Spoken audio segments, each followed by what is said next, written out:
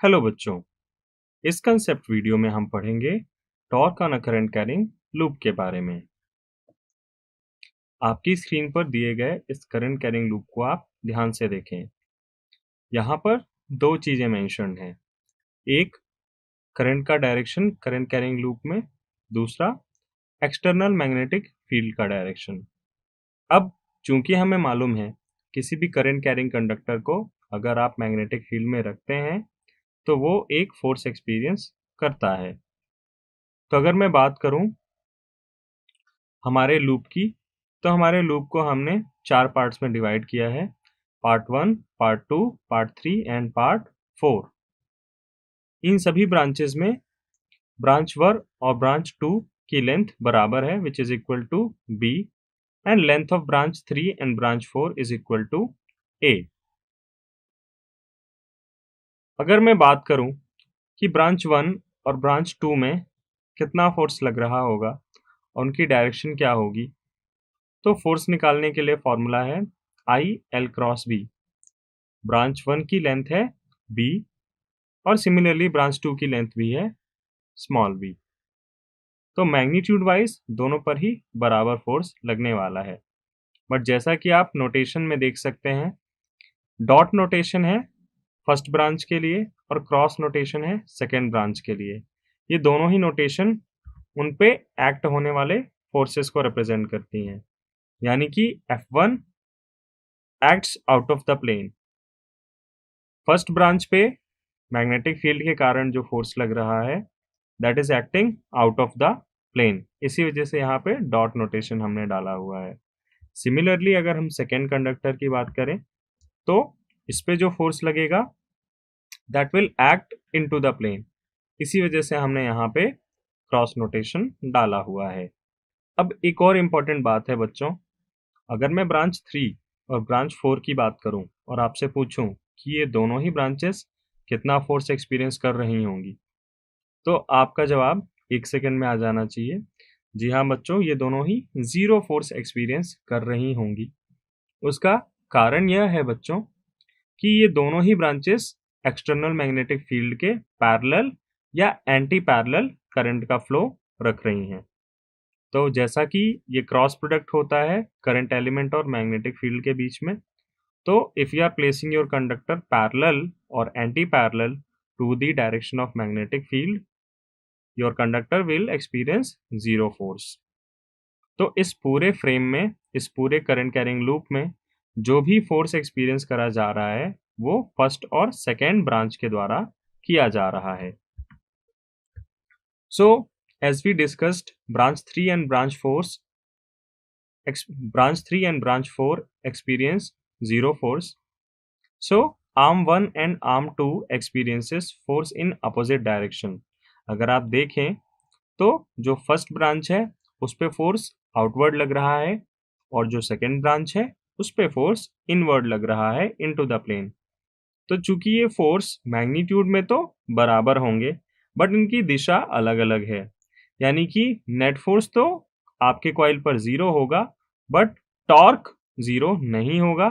In fact ये जो दो फोर्सेस काम कर रही हैं इनके लाइन ऑफ एक्शन डिफरेंट हैं। ये दोनों फोर्सेस आपकी रेक्टेंगुलर कॉइल को घुमाने का प्रयास करेंगे। यानी कि टॉर्क जो भी लग रहा होगा आपके कॉइल के ऊपर वो F1 और F2 के कारण ही लग रहा होगा। तो अगर मैं net torque acting on the coil की बात करूं, so that should be equal to contribution of torque due to F1 and contribution of torque due to F2, which is equal to F1 cross A/2 plus F2 cross A/2।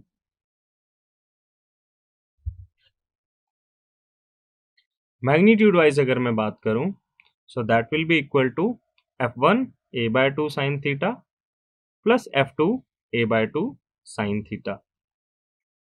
बच्चों sine theta यहाँ पे theta angle होगा force vector और उस vector के बीच जो line of action of force से axis of rotation की परपेंडिकुलर डिस्टेंस बता रहा हो।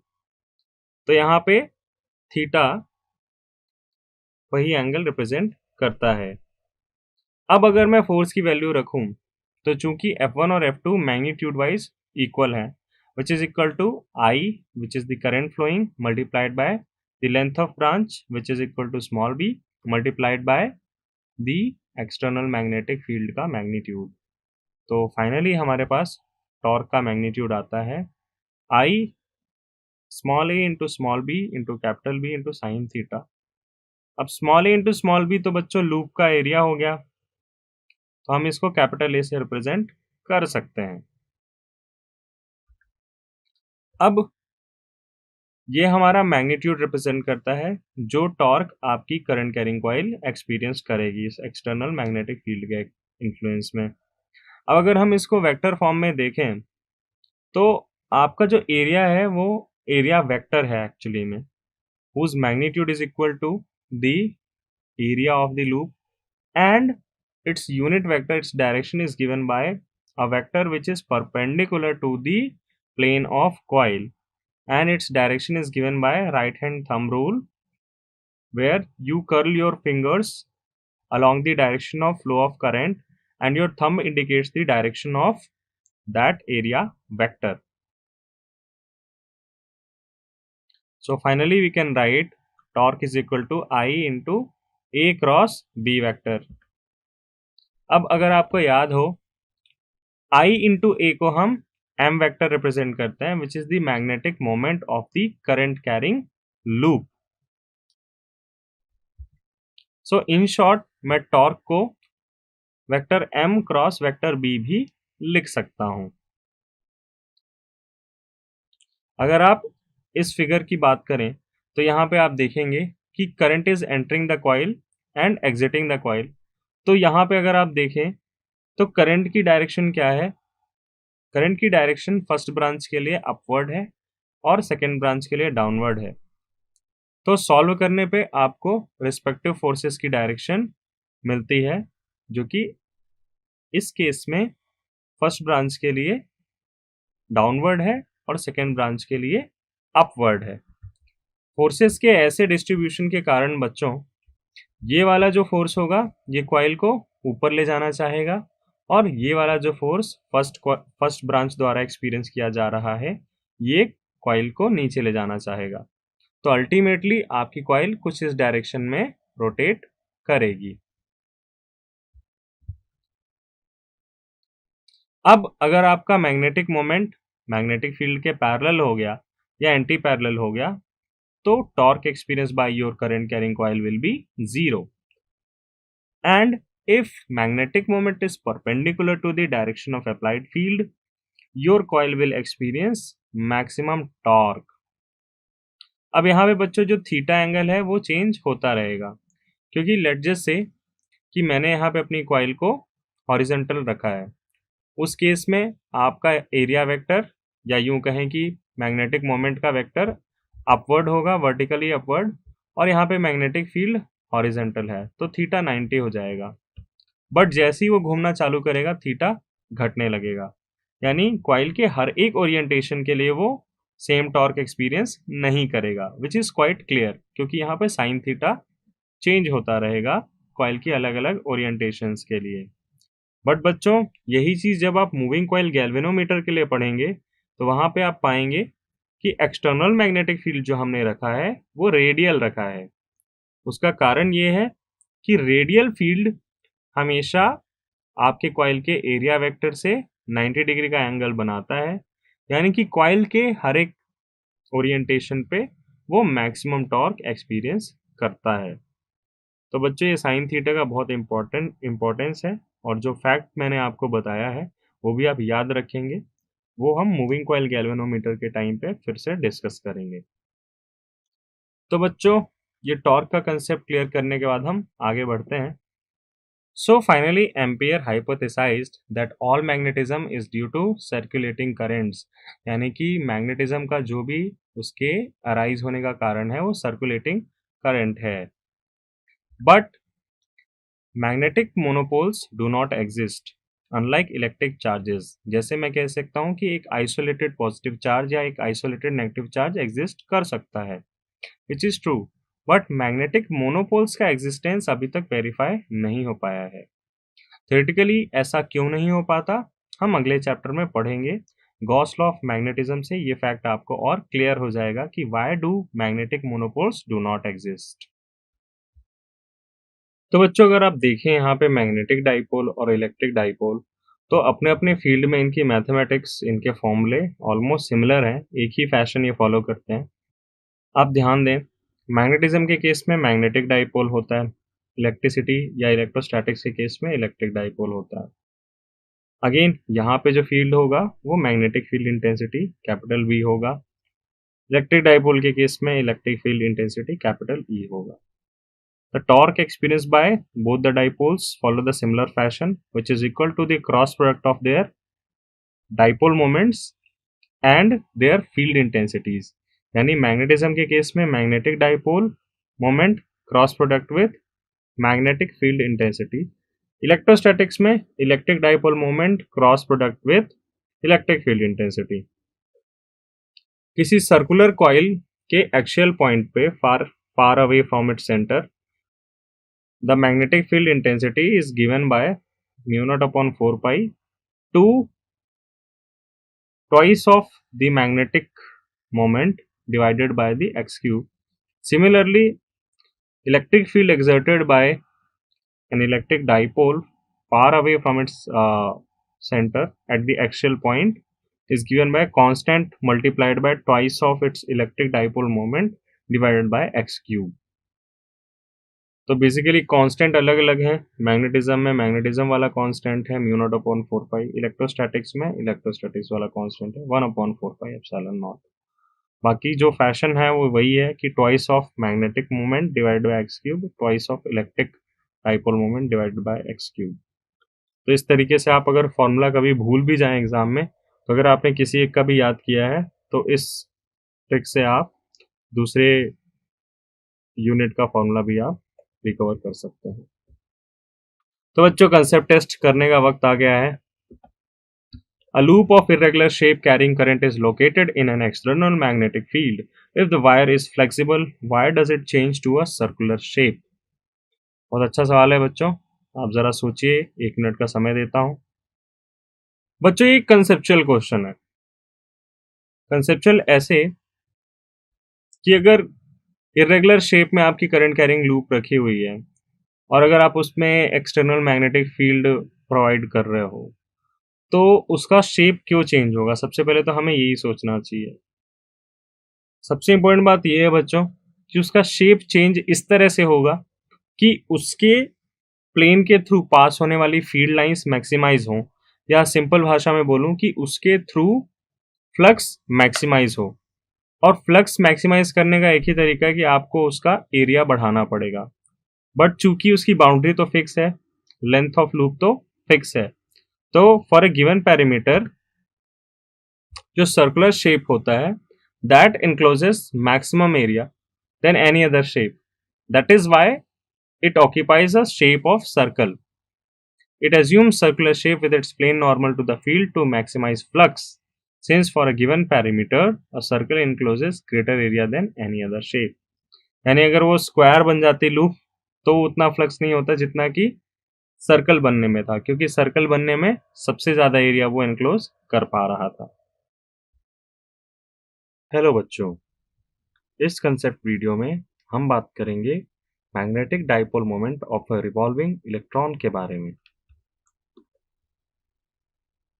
स्क्रीन पर अगर आप ध्यान से देखें तो एक ग्रीन स्फीयर के अराउंड एक रेड स्फीयर एक सर्कुलर पाथ में मूव कर रहा है। ये ग्रीन स्फीयर से हमने एक एटम के न्यूक्लियस को रिप्रेजेंट किया है और इस फास्ट मूविंग रेड स्फीयर से हमने एक इलेक्ट्रॉन को रिप्रेजेंट किया हुआ है। इस सर्कुलर पाथ में इलेक्ट्रॉन द्वारा घूमने के कारण जो एंगुलर मोमेंटम क्रिएट होता है उसकी डायरेक्शन कुछ इस तरह से रिप्रेजेंट करी गई है। एंगुलर मोमेंटम को बच्चों याद दिलाना चाहूंगा, कैपिटल एल से रिप्रेजेंट करते हैं। बट खास बात यह है कि जब इलेक्ट्रॉन पॉजिटिवली चार्ज स्फीयर यानी कि पॉजिटिवली चार्ज न्यूक्लियस के अराउंड रिवॉल्व करता है तो उसके मैग्नेटिक मोमेंट की वैल्यू या मैग्नेटिक मोमेंट का जो डायरेक्शन होता है वो उसके एंगुलर मोमेंटम के डायरेक्शन के जस्ट अपोजिट होता है। ऐसा क्यों होता है बच्चों, हम आगे देखेंगे। थोड़ी सी बात कर ली जाए Niels Bohr's atomic model of a hydrogen atom की। तो नील बोर्स ने ये प्रपोज किया कि जो इलेक्ट्रॉन होता है वो पॉजिटिवली चार्ज न्यूक्लियस के अराउंड सर्कुलर ऑर्बिट्स में रिवॉल्व करता है। अब बच्चों, इलेक्ट्रॉन चूंकि एक चार्ज पार्टिकल है, चार्ज पार्टिकल कभी भी एक रीजन से दूसरे रीजन में मूव करता है, so we say that it induces a current और it generates a current. Actually में अगर आपने करंट इलेक्ट्रिसिटी चैप्टर में पढ़ा हो तो डेफिनेशन यही कहती है कि movement of charges from one region to another region और a specific time period generates a current. तो इलेक्ट्रॉन के इस रैपिड मूवमेंट के कारण एक करंट जनरेट होता है और बच्चों यही करंट इलेक्ट्रॉन के मैग्नेटिक मोमेंट की उत्पत्ति का कारण बनता है। अगली पिक्चर में आप देखेंगे तो इलेक्ट्रॉन के मूवमेंट के कारण, उसके रिवॉल्यूशन के कारण हम कह सकते हैं कि उसका मूवमेंट एक तरह से एक सर्कुलर करंट को जनरेट करता है, एक क्लोज लूप की तरह ये एक्ट करता है। और हमें पता है कि एक close current carrying loop it acts as a magnetic dipole, जहां पर उसके फेसेस नॉर्थ पोल और साउथ पोल की तरह काम करते हैं। सो every charge like electron is a negatively charged particle. It revolves around the stationary nucleus which is positively charged. So let's analyze. चलो बच्चों एनालाइज करते हैं कि किस तरह से इलेक्ट्रॉन के इस रिवॉल्यूशन के कारण उसका मैग्नेटिक मोमेंट जनरेट होता है और उसकी क्या वैल्यू होती है। तो इलेक्ट्रॉन के इस रिवॉल्यूशन के कारण, चूंकि न्यूक्लियस पे चार्ज Ze होता है जहाँ पे Z represents the number of protons, तो इलेक्ट्रॉन के रिवॉल्यूशन के कारण एक करंट जनरेट होता है और उस करंट की वैल्यू हम लिख सकते हैं E upon capital T, where E is the value of charge on electron and capital T is the time period of revolution. अब अगर कैपिटल T की वैल्यू निकालना हो तो बहुत आसान है। It is the time period taken to complete one revolution. So it is equal to the length of path divided by the speed of revolution, which is equal to 2 pi r upon v. अब time period की value हम current वाली equation में रखेंगे तो finally हमारी equation convert हो जाएगी I is equal to e v upon 2 pi r इस फॉर्मूले में। तो बच्चों करंट हमने निकाल दिया है। अब देखना ये है, जो इस डिस्कशन की शुरुआत में हमने बोला था कि एंगुलर मोमेंटम और magnetic moment just opposite directions में होते हैं, तो पहले हम मैग्नेटिक मोमेंट कैलकुलेट करते हैं। Magnetic moment for any closed loop is equal to the current circulating in the loop multiplied by the area of the loop. So it is equal to I into pi r square. Solve करने पे हमें value मिलती है बच्चों EVR by 2। Direction निकालना बहुत आसान है। जो भी हमारी लूप में करंट की डायरेक्शन होगी हम राइट हैंड रूल वहां पे अप्लाई करेंगे। करंट की डायरेक्शन में अपने राइट हैंड की फिंगर्स को एडजस्ट करेंगे। We'll set our fingers along the direction of current and our thumb will indicate the direction of magnetic moment. बच्चों इस इक्वेशन को अगर मैं Me से मल्टीप्लाई कर दूं ऊपर नीचे, where Me stands for the mass of electron, तो हमारा इक्वेशन कुछ इस तरह से नजर आएगा EME BR divided by 2Me, which is equal to minus EL upon 2Me। ऐसा क्यों हुआ, मैं याद दिलाना चाहूंगा बच्चों कि L stands for angular momentum of electron and it is equal to mvr. Minus sign indicates because there is electron, यहाँ पे इलेक्ट्रॉन है इसलिए हमने माइनस साइन लगाया है। चूंकि इलेक्ट्रॉन का मूवमेंट जिस भी डायरेक्शन में होगा, करंट का मूवमेंट उसके जस्ट अपोजिट डायरेक्शन में होगा। क्योंकि एंगुलर मोमेंटम में चार्ज का कोई रोल नहीं है, it is just equal to m v and r, so that is why it is acting upward on the plane of revolution of electron. जबकि हम मैग्नेटिक मोमेंट की जब बात करेंगे तो वहां पे करंट आ जाता है, और करंट की डायरेक्शन हमेशा इलेक्ट्रॉन के मोशन की डायरेक्शन के ऑपोजिट होती है। इस वजह से आपका जो मैग्नेटिक मोमेंट आता है for a revolving electron is just opposite to the direction of angular momentum of rotation of electron. So this is it. ये फाइनली आपका फॉर्मूला है, mu l is equal to minus e l upon 2 me, where l is the orbital angular momentum of electron, और इसका formula होता है m e v r. The direction of magnetic moment mu l is opposite to angular momentum L of the electron। ये बात आप as a fact आप हमेशा याद रखेंगे। एक्सप्लेनेशन मैंने आपको बता दिया है ऐसा क्यों होता है। एक बार फिर दोहराना चाहूँगा, एंगुलर मोमेंटम में बच्चों अगर आप ध्यान से देखें एम ई वी आर इसका फॉर्मूला है, नेचर ऑफ चार्ज इनकॉर्पोरेट नहीं होता, जबकि मैग्नेटिक मोमेंट में करंट की डायरेक्शन इन्वॉल्व होती है जो कि नेचर ऑफ चार्ज पे डिपेंड करती है। तो पिछले इक्वेशन से हमने देखा mu l is equal to e l upon 2 me। अभी म्यू बाय एल का जो रेशियो होता है that is equal to e upon 2 me। बच्चों ई is the value of charge on an electron and m is the mass of electron, तो ये दोनों ही constant हो गए। इसका मतलब ये है कि म्यू अपॉन एल का जो रेशियो है यानी magnetic moment divided by angular momentum of electron, ये जो रेशियो है it is always constant and it is called the gyromagnetic ratio, and its value is equal to 8.8 into 10⁻10 coulomb per kg। This confirms Ampere's hypothesis that moving charges leads to magnetism। तो बच्चों ultimately किसी atom की magnetic property उसके electron के motion के कारण आती है। तो एज ए होल अगर हम किसी मटेरियल या पर्टिकुलर एलिमेंट की बात करें तो उसका जो मैग्नेटिक प्रॉपर्टी अराइज होता है that is because of the magnetism of individual atoms. So we can say that the magnetic properties of an electron in an atom is responsible for the magnetic properties of the material। तो किसी भी material के लिए magnetic properties कैसी होंगी, क्या होंगी, ये सब हमारे इलेक्ट्रॉन के मोशन पर डिपेंड करता है। अब बच्चों एंगुलर मोमेंटम का एक और फॉर्मूला होता है L is equal to n h upon 2 pi. ये आपके बोर्ड्स हाइपोथेसिस से आया है, where n is natural numbers और n की वैल्यूज हम डिसाइड करते हैं कि हम किस इलेक्ट्रॉन की बात कर रहे हैं। इलेक्ट्रॉन जिस भी ऑर्बिट में रिवॉल्व कर रहा होगा उसके हिसाब से हम n की वैल्यूज पुट करते हैं। h stands for Planck's constant. तो ये बोर्ड्स की क्वांटाइजेशन कंडीशन है। आइए इसका उपयोग करते हैं हमारे इलेक्ट्रॉन के मैग्नेटिक मोमेंट वाले फॉर्मूले में। तो L की वैल्यू पुट करने पे हमें फाइनली ये फॉर्मूला मिलता है E into n h upon 4 pi me।